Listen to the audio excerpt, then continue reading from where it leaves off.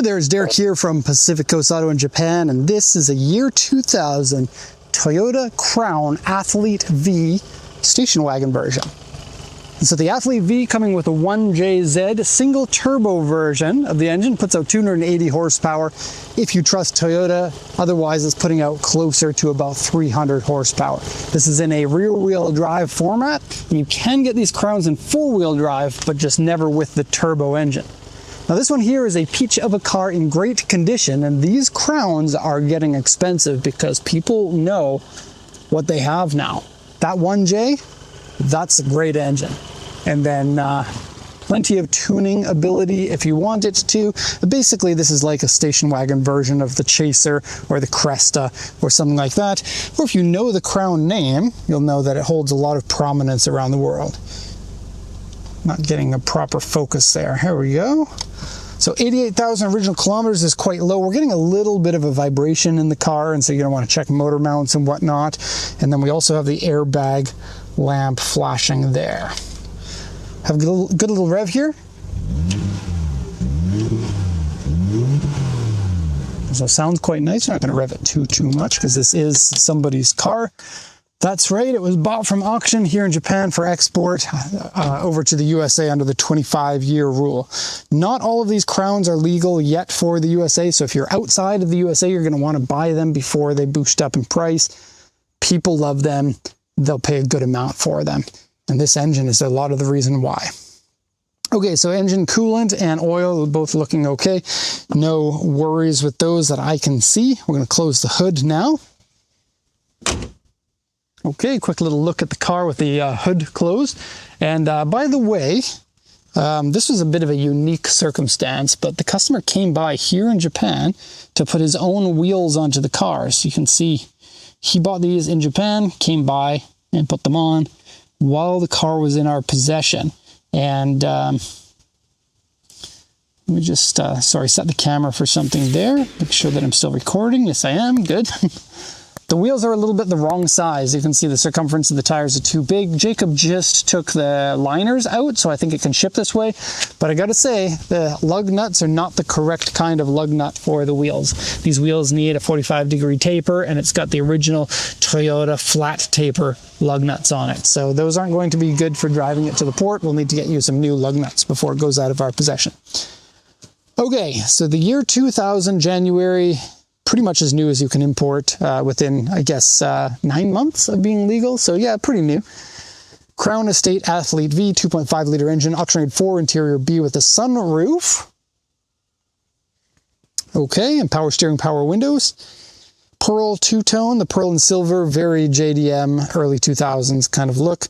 And then it says aftermarket aero parts. Aftermarket aero parts. That can't be right. That looks original to me. The whole car looks original, just like a dealer upgraded optional, maybe? Not too sure. Hey, Jacob, you know anything about this aero? Is this an actual aero bumper? It is aftermarket, I believe. It's on the... Yeah, the sheet says it's aftermarket. It doesn't look that aftermarket to me. It's pretty understated. But... Then again, it did crack here. Yeah, I can't remember what the brand is. I think it was mentioned somewhere, but it looks cool. Want to see us having fun in Japan? Go check out our new channel. Link in the description. Okay, adjustable suspension on here, Fujitsu exhaust, sunroof, toll collection box, aftermarket steering wheel, blue mater, blue gauges. I can't really tell. Boom. It says something about the gauge sets. Oh, boost. I got it. Boost gauge, and there is one on the dashboard there. And aftermarket CD player, HID headlights, and purchase from the user there. Aftermarket steering wheel, so there is no airbag in there. A little bit weird. I don't think that's true. Door's locked. Come on, central locking. Don't mess with me now. Yeah, that's a steering wheel from a newer Crown. Sort of. So they took a newer Crown steering wheel, but they got one of those kits that the whole outside gets replaced to go on to the original steering wheel center. And so kind of a weird little thing. It gives you the exotic kind of bumpy grip. style there. I think it looks pretty good, all things considered. You can see the paddle shifters in here, and yes, that is a real option. They've actually got buttons on the back, and these shifters are aftermarket, so they just paste on the back. I'll give you a quick little look how that works. And then they just push the button manually, and there's that boost gauge. We will come back to the interior in just a sec. It is the Crown station wagon. You're going to want to take a look at the interior. This is loose, by the way. Okay, so it says interior wear and dirty wheels scratched. Fender arches have been modified, basically rolled fenders. Various scratches, dents, repairs, and uneven paint. They say 2 different panels have been repainted. This is on the back here, the back door and the back fender, so we'll take an extra look at that. And then the front bumper AY2 is a scratch and a medium-sized crack, and a repainted fender in the back as well. So let's start by giving you the once around. You can see headlights are a little on the yellow side, so those need to be polished up. We don't have great vantage point here because we have too many cars on the road. I got to shoot this a little bit further back than we usually do, so pardon me. So it looks like the rear is sitting a little bit lower than the front, but thankfully these are adjustable suspensions, so you can boost that back up if you want. And yes, these Crowns have excellent road presence. They have that blocky, cubey, almost Volvo look to them, but with the Toyota build quality. And then with all the drift parts, you know, these Crowns, even the station wagons, sometimes get used in drifting because rear wheel drive. And while you can't get them with a manual transmission, there are companies that swap them for you. Cost about $8,000 or so to do a swap, $7,000 maybe. I think the BBS wheels are a nice look on it. He's gone with the black wheels on the white and silver two-tone. And yeah, it's not bad, especially with the black tinted windows there in the back, kind of giving it a visual, kind of a matching feeling.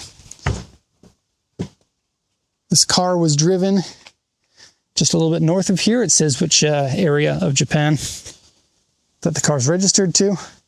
And really digging that grille. And if that is an aftermarket front bumper, which I'm pretty sure it is now, it's pretty subtle. Same thing goes with these side skirts. Okay, so in terms of damages, of course, we've got this one here. The headlights, like I mentioned. That crown in the middle of the grille is looking good. I like that a lot. And yeah, these light up when you turn your lights on. Let's have a look at these repainted sections. Not so bad. I would not worry about that myself. And we'll look at the one in the back. And boy, oh boy, gotta say, I love these taillights. I think that they are really, really nice. Toyota did a good attention to detail to give that kind of jeweled look to them. Fender looking all right. Fender blend lines, nothing. Roof racks. Rear spoiler, because yes, it is the sporty version. And who doesn't like a spoiler on their station wagon? Oh, and rear wiper has been deleted. And the gold badge package. Crown Estate, Athlete V. Here's a quick look at your muffler. Fujitsubo, the best muffler company, because you can still get mufflers for your 1972 Toyota Corolla 11. Ask me how I know. You know what? Toyota, unlock your darn doors. As soon as you stick a key in, it should unlock everything.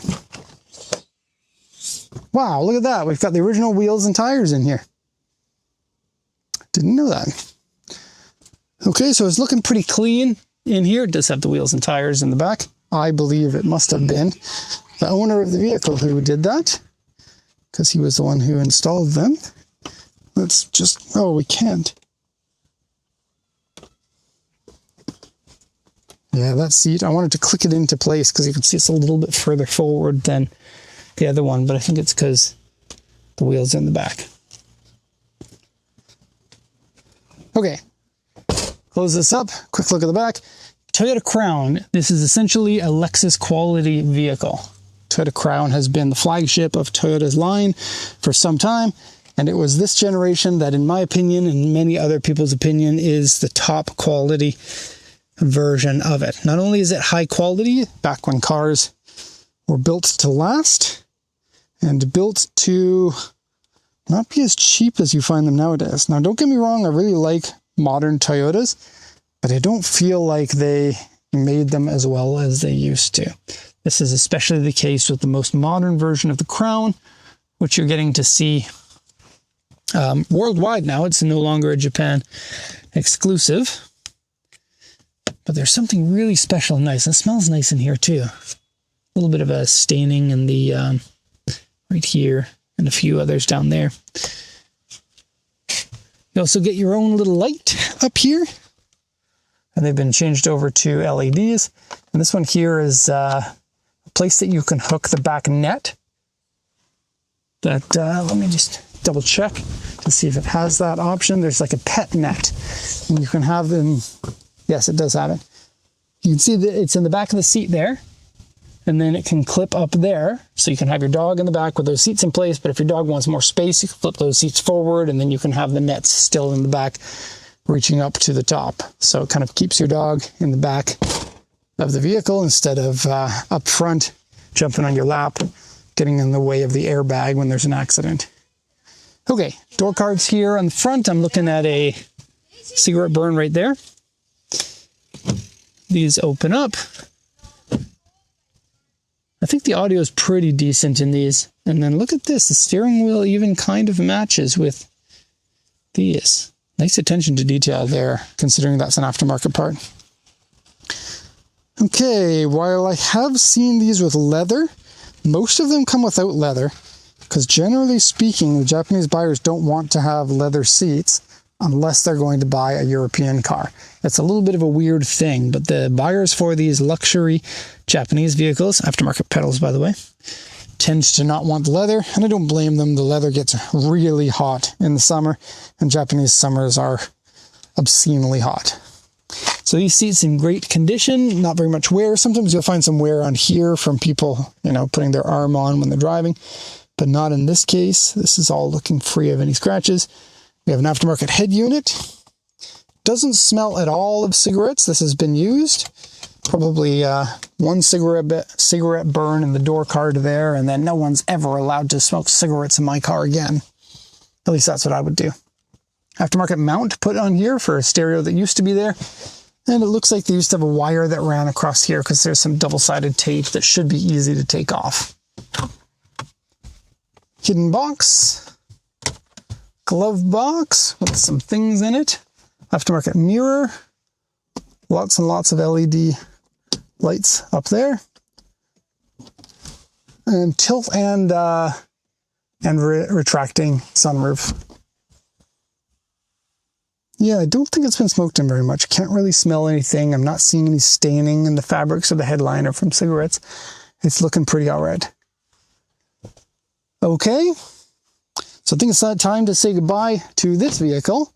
Not a bad day. A Skyline R34 and a Crown Athlete V Estate.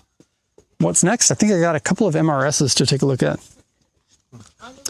Okay, so that's going to be all for this one. If you're interested in importing a car from Japan, check out our website at pacificcoastjdm.com.